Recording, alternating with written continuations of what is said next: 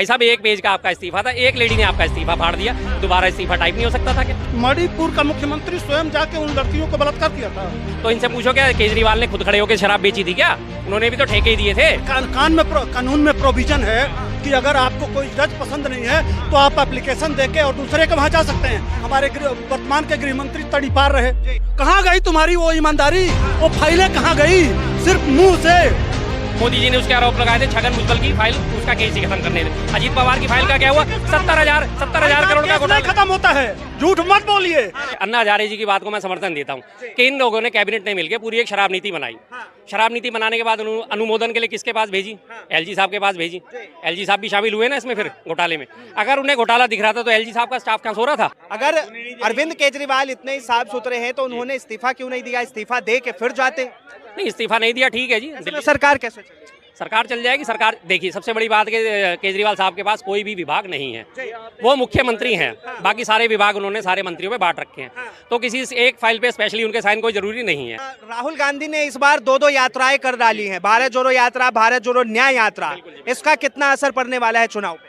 चुनाव में पूरा असर पड़ेगा जी, ऐसी कोई बात नहीं है कि इस बार पूरी भारत जोड़ो न्याय यात्रा जो है पूरा देश शामिल हुआ है उसमें, हजारों लाखों लोगों का समर्थन मिला है। मीडिया उसे ना दिखाए वो एक अलग बात है। आखिर में जब उनकी यात्रा समाप्त हुई थी मुंबई के मैदान में, आपने देखा था ना कितना बड़ा जनसैलाब था, लेकिन मीडिया ने क्या करा? कुछ नहीं दिखाया। मीडिया ने खबर दिखाई आखिरी 7वें 8वें 9वें पेज पे खबर दिखाई, हाँ जी राहुल जी की रैली समाप्त हो गई है, बस। हाँ, 3 राज्यों में पड़ा है। अच्छा, राहुल गांधी के यात्रा का प्रभाव मध्य प्रदेश, छत्तीसगढ़ और राजस्थान तीनों में पड़ा है। सबसे बड़ा सवाल, बार बार सवाल जो है कुर्सी का आ रहा है कि आखिर केजरीवाल अगर इतने ईमानदार थे तो उन्होंने इस्तीफा क्यों नहीं दिया? साफ तौर पे इन्होंने अभी कहा। क्या ठीक है जी, इस्तीफा नहीं दिया, मुझे कोई इससे समस्या नहीं है। नहीं दिया इस्तीफा, कोई बात नहीं, ठीक है, मुख्यमंत्री बने हुए हैं। ईमानदारी की बात आती है तो अगर ईमानदारी को पलट के अगर जो ये लोग सवाल उठाने वाले हैं तो बाकी लोगों पे सवाल क्यों नहीं उठे? हेमंत बिस्वा शर्मा ने इस्तीफा क्यों नहीं दिया? मणिपुर के मुख्यमंत्री ने इस्तीफा क्यों नहीं दिया जब मणिपुर कांड हुआ था?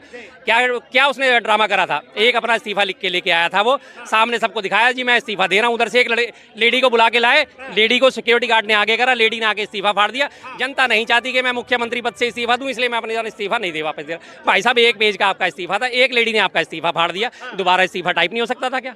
तब आप लोग उंगली क्यों नहीं उठाते? केजरीवाल साहब पे अकेली उंगली क्यों उठा रहे हो? भाई जनता के मुख्यमंत्री है, 62 सीट जनता ने उन्हें दी है, क्यों नहीं उसको रिप्रेजेंट करें? वो क्यों रिप्रेजेंट नहीं करे बताइए? देखिए, हेमंत बिस्वा शर्मा पे भी सवाल उठा रहे, क्या कहेंगे? नहीं, इन्होंने मणिपुर पे कहा, मणिपुर का मुख्यमंत्री स्वयं जाके उन लड़कियों को बलात्कार किया था, उसने खुद किया था। और यहाँ केजरीवाल आप जिम्मेदारी है। अच्छा, एक बात बताइए, शराब बेची है ममता बनर्जी का वहाँ अभी कांड हुआ है, ठीक ना? क्या हुआ? उस समय ये लोग आवाज नहीं निकले। मणिपुर दिखता है लेकिन बंगाल नहीं दिखता है, राजस्थान नहीं दिखता है ना? हाँ? देखिए, बंगाल में भी सवाल उठ रहा है जिस तरह से संदेश खाली। नहीं, इन भाई साहब को तो खैर कोई बात नहीं, लेकिन आपको पता होगा कि हमने हर चीज पे सवाल उठाया। बहन बेटी की इज्जत, चाहे वो मणिपुर की हो, चाहे वो बंगाल की हो, चाहे वो बीजेपी शासित राज्य की हो, चाहे वो गैर बीजेपी शासित, उसकी इज्जत सर्वोपरि है। उसकी इज्जत के साथ कहीं भी कोई भी खिलवाड़ करेगा, हमने इसका लगातार विरोध करा है। हम मणिपुर की बात क्यों उठाते हैं? क्योंकि मणिपुर की बहनों को न्याय नहीं मिल रहा। हमने संदेश खाली की भी बात उठाई, हमने राजस्थान की भी बात उठाई, लेकिन राजस्थान की जब बात उठी थी, राजस्थान में भी रेप हुआ था, इसी तरह से सेम कांड हुआ था, 2 दिन के अंदर अभियुक्त पकड़े गए। मसला क्या होता है आवाज उठाने का, कि हम आवाज उठाएं और उस पर एक्शन हो जाए। एक्शन हो गया तो उसके बाद फिर हमारा नहीं बनता। अगर एक्शन नहीं हो रहा तो हम लगातार आवाज उठाएंगे। भाई साहब ने बात करी कि मणिपुर के मुख्यमंत्री ने जाके क्या रेप करा था, तो इनसे पूछो क्या केजरीवाल ने खुद खड़े होकर शराब बेची थी क्या? उन्होंने भी तो ठेके ही दिए थे। फिर हाँ, ठेके दिए थे ना, उनका व्यक्तिगत आरोप है। अच्छा, व्यक्तिगत अरविंद केजरीवाल के नाम पे है ना, जिनकी पार्टी है उसमें फंड आया है। या हम तो नहीं कर रहे हैं, ईडी कर रही है। कोर्ट से जमानत क्यों नहीं मिला? हाई कोर्ट में गए थे ना, जमानत क्यों नहीं मिला? देखिए, कोर्ट ने आखिर उनकी जमानत याचिका क्यों खारिज कर दी? कोर्ट में जब मसला किसके पास जाता है? सुप्रीम कोर्ट में जाता है जस्टिस बेलायम त्रिवेदी के पास। दूसरे जस्टिस उनके साथ होते हैं संजीव खन्ना। बेशक अब मारना का केस लग जाए कोई दिक्कत नहीं। आप इतिहास उठा के देख लो, बीजेपी के अगेंस्ट जितने मैटर जाते हैं सारे इन्हीं की बेंच में लगते हैं और सारे के सारे रिजेक्ट हो के आते हैं। उसका कारण सबसे बड़ा क्या है? जस्टिस बेलायम त्रिवेदी जो है सन 2002 से लेकर 2014 तक गुजरात सरकार में विधि सचिव थी। जस्टिस संजीव खन्ना जो है दिल्ली हाई कोर्ट में थे। दिल्ली के आप जितने भी मुकदमे उठा के देख लो, दिल्ली के आप रॉयट्स के मुकदमे उठा के देख लो, या दिल्ली में किसी भी मामले में बीजेपी के अगेंस्ट कोई भी फैसला उन्होंने अगर एक भी दिया हो तो दिखा दो। और मैं जो बात कहता हूँ कि जुडिशरी में भी बाकायदा दीमा लग चुका है। अभिजीत गांगुली, आपको याद है ना, कलकत्ता हाई कोर्ट के जज, अब उन्होंने क्या करा, अपना जज में वहां से इस्तीफा देके उन्होंने अगले दिन ही बीजेपी ज्वाइन कर ली। अब आप खुद सोचिए इस बात को कि जब वो सीट पे रहते हुए कैसे फैसले देते होंगे बंगाल सरकार के खिलाफ। जाहिर बात है। और जब तक आपके हमारे उपराष्ट्रपति संवैधानिक पद होता है, जब तक वो धनखड़ साहब बंगाल के राज्यपाल थे, हर रोज उनके ऊपर आरोप लगाते थे, हर रोज उनके आरोप लगाते थे।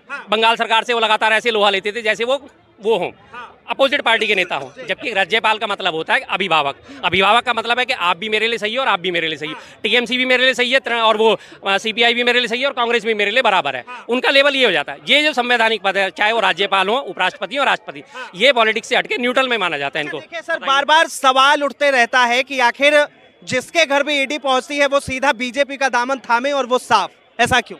अच्छा, एक बात ये इन्होंने सुप्रीम कोर्ट में उठाया।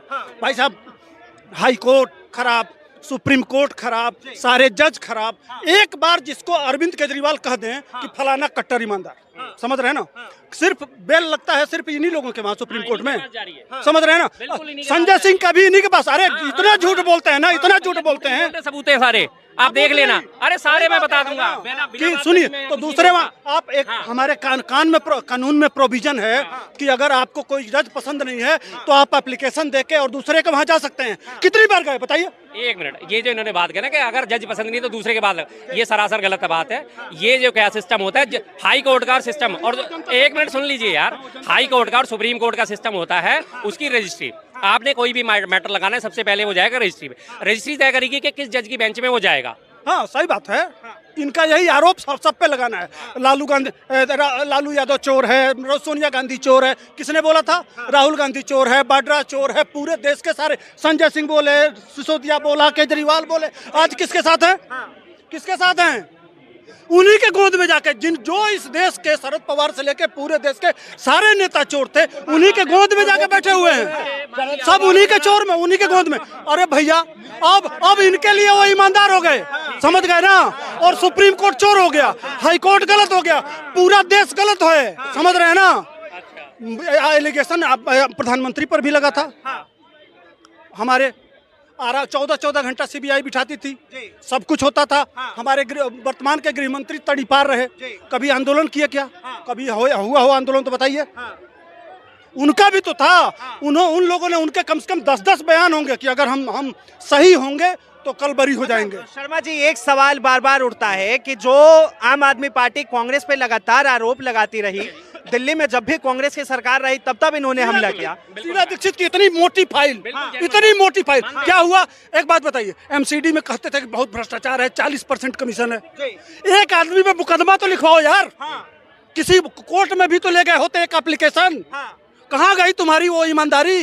वो फाइलें कहाँ गई? सिर्फ मुंह से फाइलें खो गई। कहेंगे, क्या कहेंगे? बिल्कुल सही बात है। अब इन्होंने कहा कि उनके आरोप लगाते थे, तो आप ये उसके ऊपर तो केजरीवाल साहब के ऊपर तो उंगली उठा रहे हैं। आप मोदी जी के ऊपर क्यों नहीं उठाते? आप अमित शाह के ऊपर उंगली क्यों नहीं उठाते? अभी नीतीश के साथ क्या हुआ था?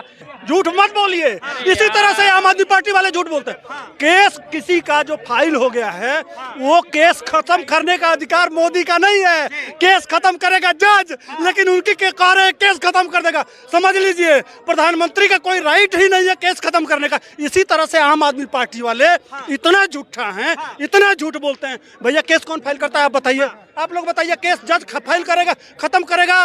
मैंने किसी का मुकदमा हो तो जज खत्म करेगा कि मोदी खत्म करेगा? कौन खत्म करेगा? जज खत्म करेगा। लेकिन भाई साहब कह रहे हैं मोदी खत्म कर दिया। एक बात बताइए, आम आदमी पार्टी के कई ऐसे नेता हैं जो साफ तौर पे आरोप लगा रहे हैं कि बीजेपी आम आदमी पार्टी से डर चुकी है। हाँ भाई, अरे जो पार्टी अपने रसातल में जा रही है, अब पूछना पड़ेगा कि आम आदमी पार्टी कहाँ गई? पूरी पार्टी खत्म हो गई है। तो साफ तौर पे देखिए किस तरह से जो है लगातार यहाँ पर माहौल बन रहा है। लोग अपनी अपनी बातों को रख रहे हैं और साफ तौर पे धीरे धीरे जिस तरह से चुनाव नजदीक आ रहे हैं, वैसे वैसे चुनावी माहौल बनता जा रहा है। देखना होगा कि इस बार विपक्ष से कौन चुनता है प्रधानमंत्री के लिए, या फिर एनडीए 400 पार करेगी। फिलहाल के लिए इतना ही। तमाम जानकारी के लिए देखते रहे न्यूज़ हंगर।